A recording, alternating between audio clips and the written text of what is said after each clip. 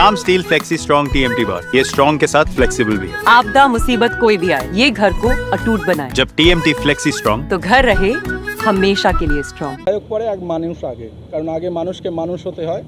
তো যেভাবে উনি আক্রমণ করেছেন, ব্যক্তিগতভাবে উনি আক্রমণ করেছেন, আমি বলে মনে করি তৃণমূলের বিধায়ক হিসাবে কোনো তৃণমূলের বিধায়ক এইভাবে আক্রমণ করেন বলে আমার মনে হয় না। এক আর আমাদের সিপি সাহেব যথেষ্ট হেল্পফুল। মমতা বন্দ্যোপাধ্যায়ের প্রশাসন মানুষের পাশে সবসময় থাকেন, আজকেও তার ব্যতিক্রম হননি। তো উনি আশ্বস্ত করেছেন ঠিক আছে, প্রোটোকল আছে, প্রোটোকল আপনার এসিপিতে যাওয়া উচিত ছিল, লোকাল থানায় যাওয়া উচিত ছিল, ওটা উনি বলেছেন। তারপরেও যখন আমরা এসেছি উনি বলেছেন নিশ্চয়ই আমরা সঠিক তদন্ত করে যা যা ব্যবস্থা নেবার আমরা নিশ্চয়ই আইন মেনে সেটা করব। আমার নাম মোহাম্মদ সাবির আলী মন্ডল। ये स्टाइल का मामला है, रूपा फ्रंटलाइन।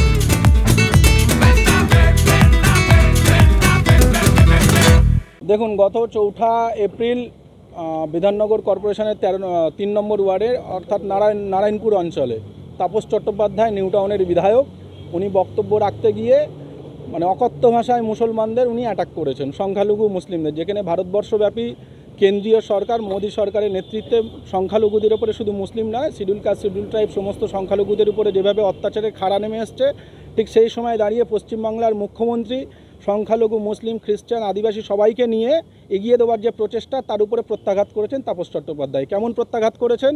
উনি পরিষ্কার বলছেন যে বক্তব্য রাখতে রাখতে অনেক মুসলমানের দাড়ি আছে, এই দাড়ি মুসলমানের নয়, এটা কাফেরের দাড়ি।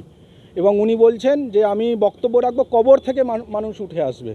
তার প্রতিবাদ জানাতে গতকাল আমরা 300-350 লোক ফুরফুরা শরীফে হুজুরের কাছে গিয়েছিলাম, কাসেম সিদ্দিকী হুজুরের কাছে। উনি ওখান থেকে ফোন করেছিলেন প্রকাশ্যে, উনি বলছেন যে আমি বলিনি, কিন্তু হুজুর পরিষ্কার ভিডিও দেখেছেন, উনি মিডিয়াতেও বলেছেন যে উনি মিথ্যা কথা বলছেন, ওনাকে অন্যায় স্বীকার চাইতে হবে। সেই হিসাবে আমরা লিখিত আকারে সংখ্যালঘু মুসলিমদের পক্ষ থেকে নিউ টাউন বিধানসভার অন্তর্গত আমরা সবাই এসেছি, আমরা সিপি সাহেবকে কমপ্লেন দিতে এসেছি। কিন্তু সিপি সাহেবের যে পিএ আছেন উনি বলছেন যে আপনারা রিটেন কমপ্লেনটা জমা দিয়ে যান, সিপি সাহেব এখন দেখা করতে পারবেন না, মেল করুন তারপর। কিন্তু আপনি বলুন, যেখানে মুসলমানদের উপরে এইভাবে অত্যাচার, মানে এইভাবে তাপস চট্টোপাধ্যায় যেভাবে ভাষা দিয়ে উনি করছেন, তার প্রতিবাদ জানাতে সিপি সাহেবের সঙ্গে আমরা দেখা করতে পারবো না? আমরা তো এখানকারই নাগরিক। আমরা সেই জন্য আপনাদের মিডিয়ার শরণাপন্ন হয়েছি যে উপযুক্ত প্রতিবাদের ভাষাটা উঠে আসুক। তো এখন সিপি সাহেব না দেখা করেন আপনারা, আমরা এখানে যতক্ষণ সিপি সাহেব না দেখবেন দেখা করবেন, ততক্ষণ আমরা এখানে বসে থাকবো। আমরা চাইছি যে আমরা যেটা কমপ্লেন করছি, ফুটেজ আছে, সিপি সাহেব তদন্ত করুন, তদন্ত করে আইনানুগ যে ব্যবস্থা, যে সাম্প্রদায়িক সম্প্রীতি ভাঙার যে একটা প্রচেষ্টা, তাপস চট্টোপাধ্যায় সিপিএম থেকে এসছেন, তৃণমূলে মমতা বন্দ্যোপাধ্যায় ওনাকে সুযোগ দিয়েছেন, কিন্তু উনি এখন সিপিএমের সঙ্গ নিয়ে, কিছু হারমাতকে সঙ্গ নিয়ে শুভেন্দু অধিকারীর ভাষা বলে যে সম্প্রীতি নষ্ট করার যে প্রচেষ্টা, তার এগেনস্টে আইনানুগ ব্যবস্থা সিপি সাহেব নিক। আমার নাম মোহাম্মদ সাবির আলী মন্ডল। না, আমরা মানুষ, সাধারণ মানুষ হিসাবে এসেছি।